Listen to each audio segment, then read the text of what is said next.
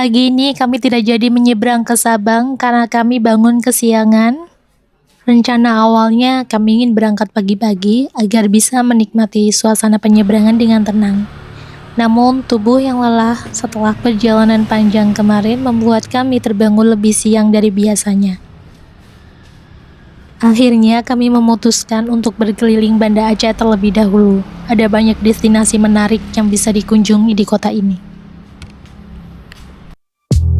Sebelum memulai perjalanan berkeliling Banda Aceh, kami singgah dulu untuk sarapan di nasi gurih Pak Rashid. Tempat ini cukup terkenal di kalangan warga lokal, apalagi di pagi hari selalu ramai dengan pengunjung.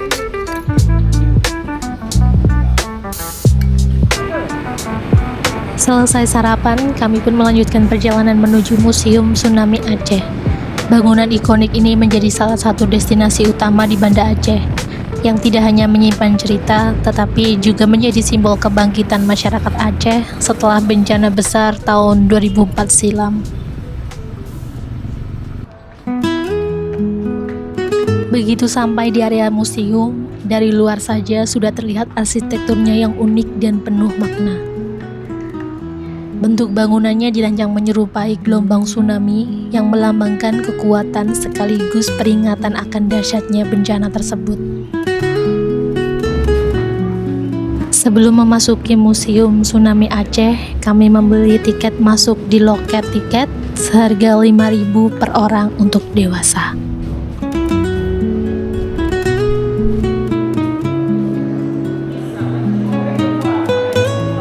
Memasuki bagian dalam, suasana terasa begitu syahdu. Lampu remang, suara gemuruh air, serta lorong sempit membuat kami seakan kembali merasakan detik-detik mencekam saat tsunami melanda.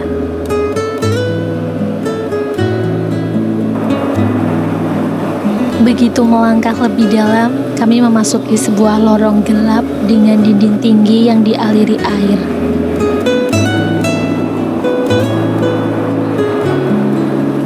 Suara gemuruh seperti ombak menambah suasana haru, seakan mengingatkan kembali bagaimana dahsyatnya peristiwa bencana tsunami tanggal 26 Desember 2004.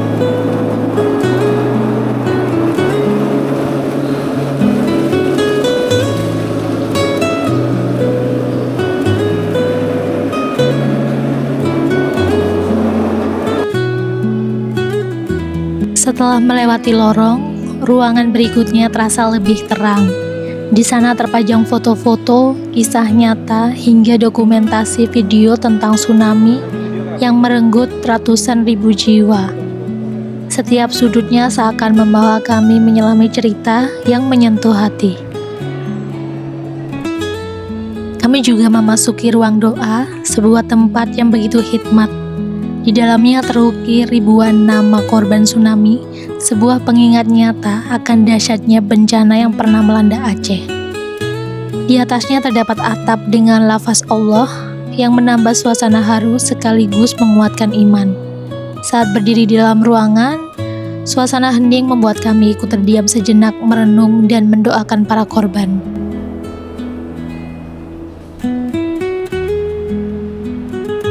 Di lantai atas, terdapat ruang pameran interaktif yang menjelaskan bagaimana tsunami terjadi, lengkap dengan simulasi kota Banda Aceh sebelum dan sesudah bencana. Namun, sebelum masuk ke ruang pameran interaktif, kami terlebih dahulu diminta untuk memberi kritik dan saran mengenai Museum Tsunami Aceh. Setelah selesai, kami pun diberi snack sederhana sebagai tanda terima kasih. Ditambah gantungan kunci bertuliskan Museum Tsunami Aceh yang menjadi kenang-kenangan perjalanan kami hari itu.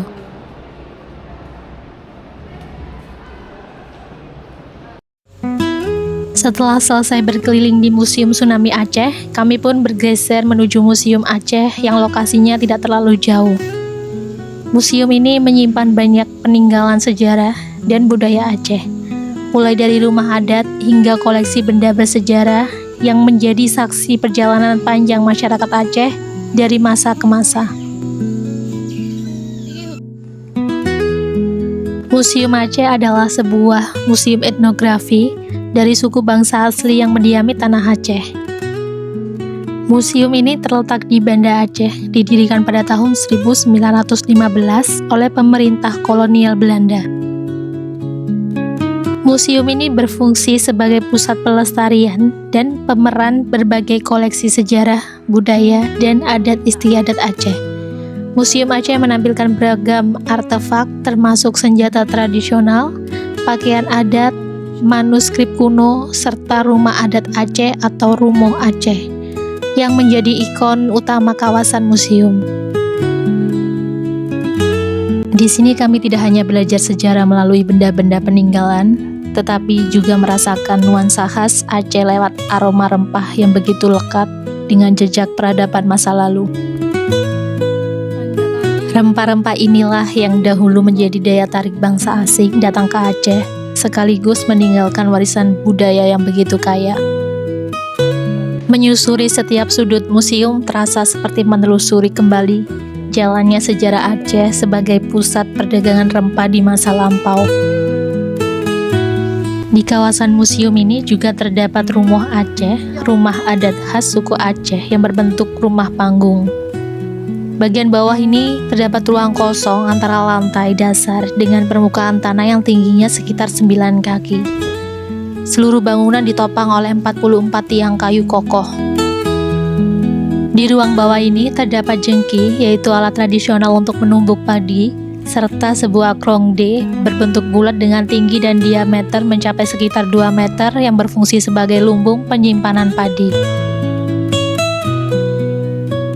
Naik ke bagian atas rumah, kita akan menemukan 3 ruang utama. Ruang pertama adalah ruang tamu, tempat keluarga menyambut tamu sekaligus pusat aktivitas rumah.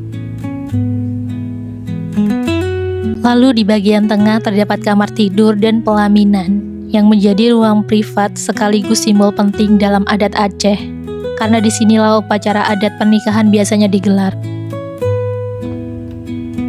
Terakhir, di bagian belakang terdapat dapur, ruang yang sederhana namun syarat makna, lengkap dengan peralatan tradisional dari kayu dan bambu yang masih terjaga hingga kini. Rumoh Aceh bukan hanya sekedar tempat tinggal, melainkan juga warisan budaya yang syarat filosofi dan sejarah panjang masyarakat Aceh. Kami melanjutkan perjalanan menuju PLTD Apung, sebuah kapal raksasa yang menjadi saksi bisu dahsyatnya tsunami Aceh 2004. Dengan berat 2.600 ton, pembangkit listrik terseret gelombang maha dahsyat sejauh 3 km dari laut hingga ke tengah kota Banda Aceh. Setelah seharian berkeliling Banda Aceh, perut pun sudah mulai lapar. Akhirnya kami memutuskan untuk singgah di rumah makan Aditya Jaya dengan menu pilihan kami yaitu ayam goreng pramugari yang merupakan hidangan khas rumah makan ini. Selesai makan, kami kembali ke penginapan untuk istirahat, agar besok tidak kesiangan saat menyeberang ke Pulau W. Selamat pagi dari Banda Aceh. Sekarang jam 6:13, kami sudah berangkat menuju pelabuhan Ulele. Kapal memang masih berangkat jam 8, tetapi kami jalan lebih awal karena mau membeli nasi gurih parasit buat sarapan sekaligus bekal di kapal menuju Pulau W. Kami berharap cuaca hari ini cerah karena semalam hujan turun begitu deras. Meskipun masih pagi, ternyata nasi gurih parasit sudah ramai antrian. Ternyata bukan hanya kami yang rela bangun pagi, banyak orang juga yang gak mau kelewatan sarapan legendaris ini. Setelah selesai membungkus nasi gurih untuk bekal, kami melanjutkan perjalanan menuju pelabuhan Ulele.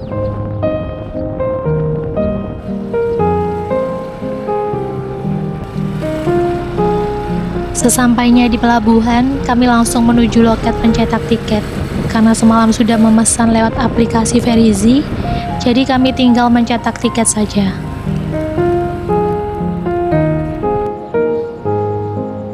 Karena memang masih terlalu pagi, ternyata loket tiket masih tutup. Meskipun masih pukul 7 pagi, suasana di pelabuhan Ulele sudah mulai ramai. Satu persatu kendaraan dan penumpang berdatangan untuk bersiap naik kapal menuju Sabang.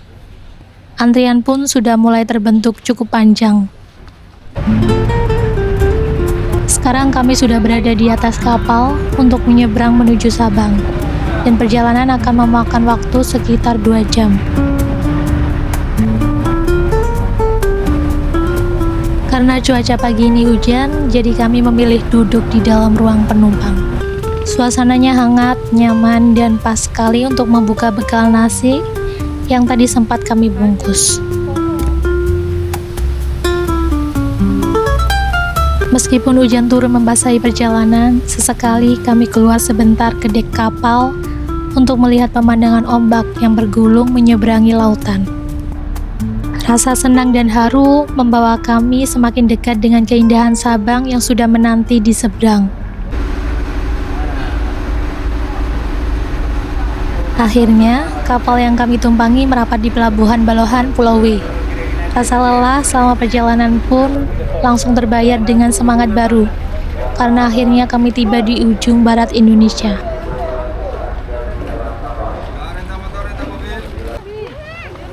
Hati kami pun berdebar tak sabar untuk memulai petualangan di pulau ini.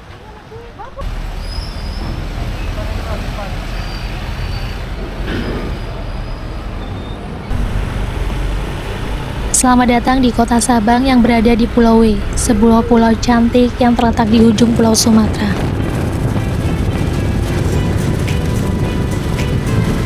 Kota Sabang memiliki status sebagai zona ekonomi bebas sekaligus daerah paling barat Indonesia.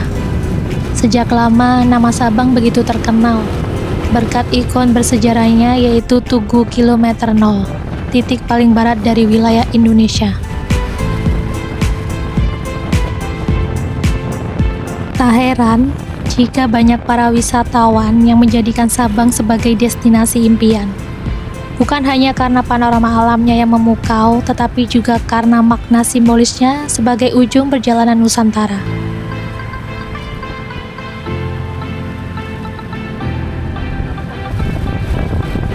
Jalanan kota Sabang terasa tenang, rindang oleh pepohonan besar yang berjajar di sisi kiri kanan. Suasana kotanya berbeda, lebih damai dan santai dibanding kota-kota besar di Sumatera. Sepanjang perjalanan kami juga melihat rumah-rumah bergaya klasik dan warung-warung sederhana yang menambah kesan hangat dan bersahaja.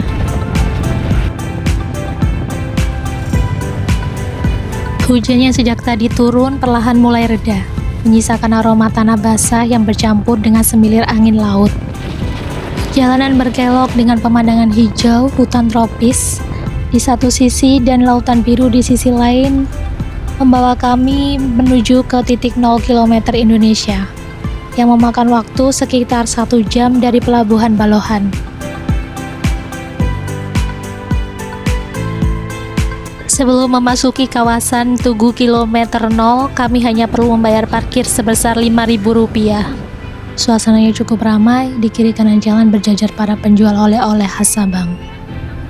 Ada kaos bertuliskan 0 km Indonesia, gantungan kunci, kerajinan tangan dari kerang laut hingga camilan tradisional. Semua itu membuat langkah kami semakin bersemangat untuk segera menyaksikan sendiri monumen ikonik yang menjadi kebanggaan Indonesia.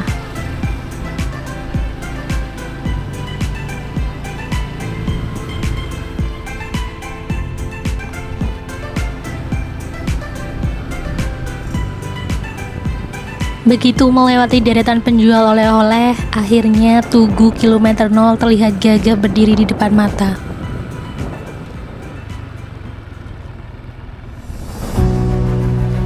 Banyak para wisatawan yang berfoto sebagai bukti telah sampai di ujung barat Nusantara. Suasananya terasa hikmat sekaligus membanggakan, seakan setiap langkah di tempat ini menyadarkan kami betapa luasnya negeri tercinta Indonesia. Bagi para petualang, menginjakkan kaki di sini adalah sebuah pencapaian yang membanggakan. Apalagi jika ditempuh dengan kendaraan pribadi, menyeberangi ribuan kilometer dari daerah asal. Campur aduk perasaan kami antara haru, bahagia, dan rasa syukur menyambut pencapaian perjalanan jauh pertama dari rumah kami. Semua lelah, rintangan, dan waktu panjang di jalan akhirnya terbayarkan saat tiba di destinasi yang sejak lama kami impikan, titik 0 km Sabang. Perjalanan ini bukan hanya tentang jarak yang kami tempuh, tetapi juga tentang momen berharga yang kami rayakan di ujung barat Nusantara, yang akan selalu mengesankan dan tak terlupakan.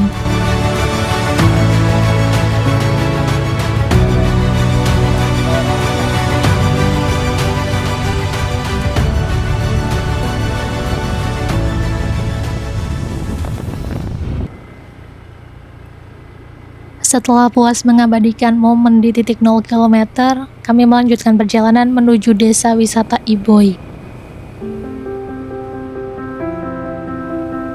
Kawasan ini begitu terkenal dengan pantai yang menawan, air lautnya yang biru jernih, dan pesona bawah laut yang memikat hati para pecinta snorkeling maupun diving. Namun, saat kami tiba, hujan deras menyambut kedatangan kami.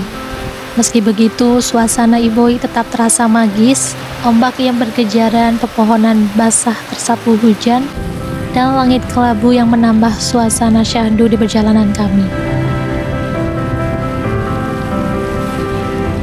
Karena cuaca tidak kunjung bersahabat, akhirnya kami memutuskan untuk mengenakan jas hujan dan melanjutkan perjalanan kembali menuju Pelabuhan Balohan.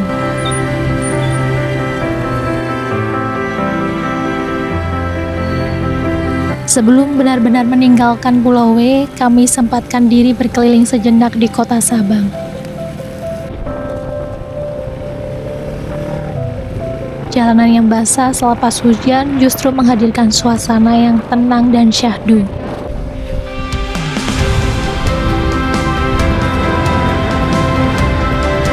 Sambil menikmati udara segar khas Sabang, kami juga mencari tempat makan siang untuk mengisi tenaga sebelum menyeberang kembali.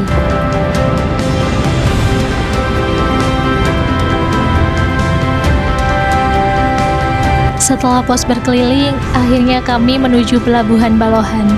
Terima kasih untuk semua orang baik yang telah menyertai langkah kami selama perjalanan di Pulau Sumatera. Bagi kami, Sabang bukanlah akhir, melainkan awal dari petualangan baru yang lebih besar. Dengan penuh syukur, kami pamit dari Pulau W, kembali berlayar mengarungi lautan. Semoga perjalanan pulang ini tak kalah indah, penuh cerita dan kenangan yang akan selalu melekat.